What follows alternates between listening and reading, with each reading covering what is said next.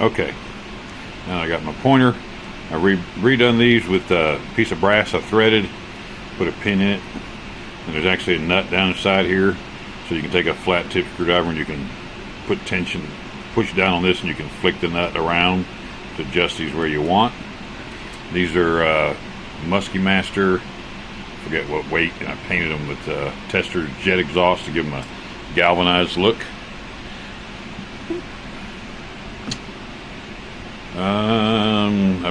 I've done so many mods I forgot about most of them. It's been over the years. So the drums are aluminum, cut on a little tiny little lathe, and I made a gantry lifting device. Doesn't do anything, it's just for looks. I rigged it up like with self-erect rope. It's tied to the ceiling, all bundled up. Weathered it. Most of the weathering is the whole thing's been sprayed with Tester's dull coat and then weathered up a little bit. Not too crazy, but enough.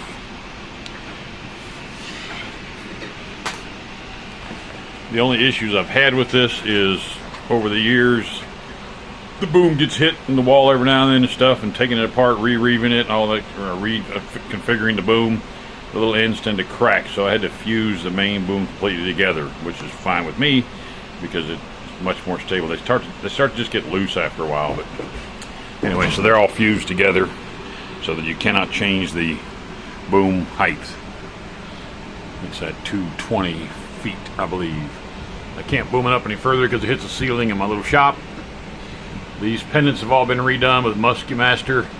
All this black line is Muskie Master. When you could get it, you can't get it anymore. There's obviously a much larger boom hoist drum down inside there, and it's actually fairly easy to get to. If you don't pull the string all the way out, you can tie a loop and pull it back through and re-reeve it. But it's huge enough that you don't got to ever worry about a problem with that. I redid all the pins so that the boom comes apart like it's supposed to.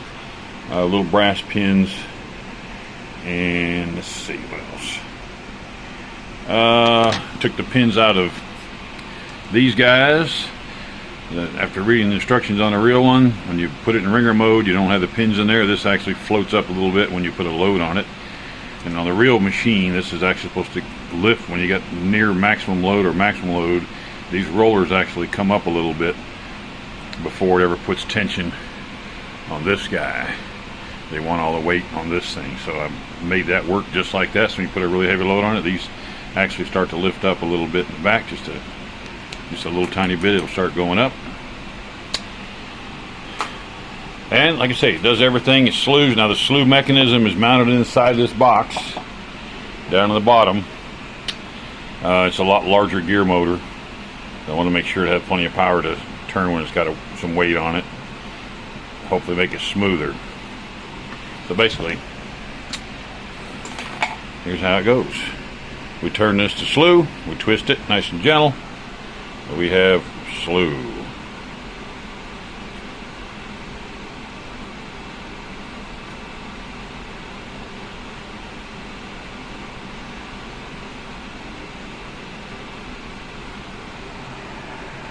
We got a little bit of weight on there just to keep the lines tight.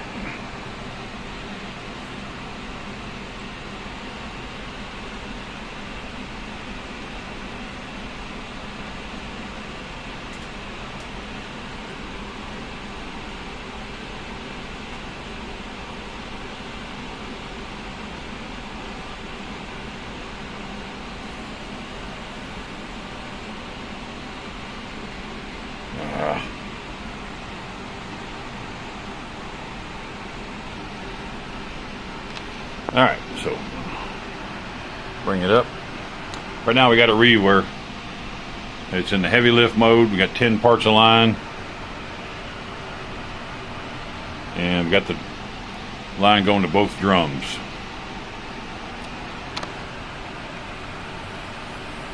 You can run both of them at the same time if you want. I don't think in real operation they normally do that.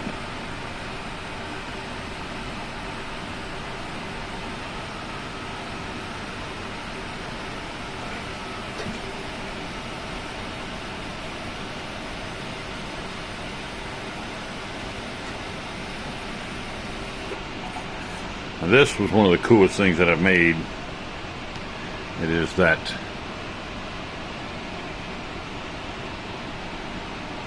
clevis shackle bail that's cut out of a cotter pin. It works like a charm. I drilled a hole in the hook. It's a European style block. It went smoother than the original block. I've added those two little brass bars as rope guards, keep it from coming unreeved, keep the rope from jumping out of the sheaves. This block works better than any of them I've tried.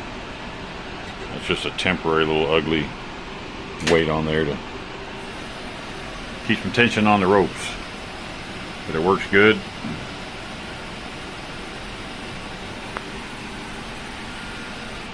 Okay, now we're getting kind of full on that drum. You have to forgive me here, I'm trying to operate and film at the same time. So now we'll switch to the front one.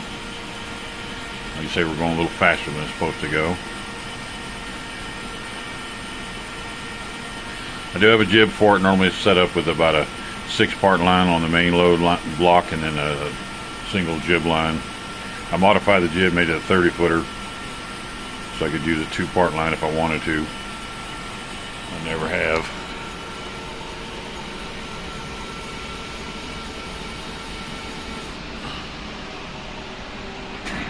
Okay, what else have I done to this thing? You can look down there, you can kind of see how it's mounted through the bottom with some Servo City spacers. I got a 1/2-inch aluminum tube that's basically holding it as a kingpin, and all the power wires are running through that tube. So you can turn it around 2 or 3 times, but you can't go round and around and around all day long because you start twisting the wires. I left a big loop of wire down in there so you can safely go around a couple times. You just got to sort of remember where you're at.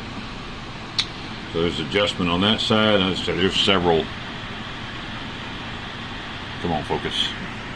There's a whole bunch of other mods I've made. I've moved some shafts around, or pins around where they should be. That's all Muskie Master. Like I say, all the. I put some pins in the end of this guy so you can take them out. You take that whole shaft out. What else? Like I say, there's been a whole bunch of mods that I've forgotten about. I'll open up the side here. Now you can kind of see part of the drive system in there. Not really. Anyway, it's got little plastic chains and little tiny gears and those little bitty, I forget what they're called, N20s or something, gear motors. I got 3 of them in there for the 2 main drums, 2 for each, 1 for each drum, 1 for the hoist, and then the big, like I say, the slew ones down below. But yeah, it works well. I've never had it break, never had a problem with it. And let me find something pretty heavy and I'll lift it up to show capacity.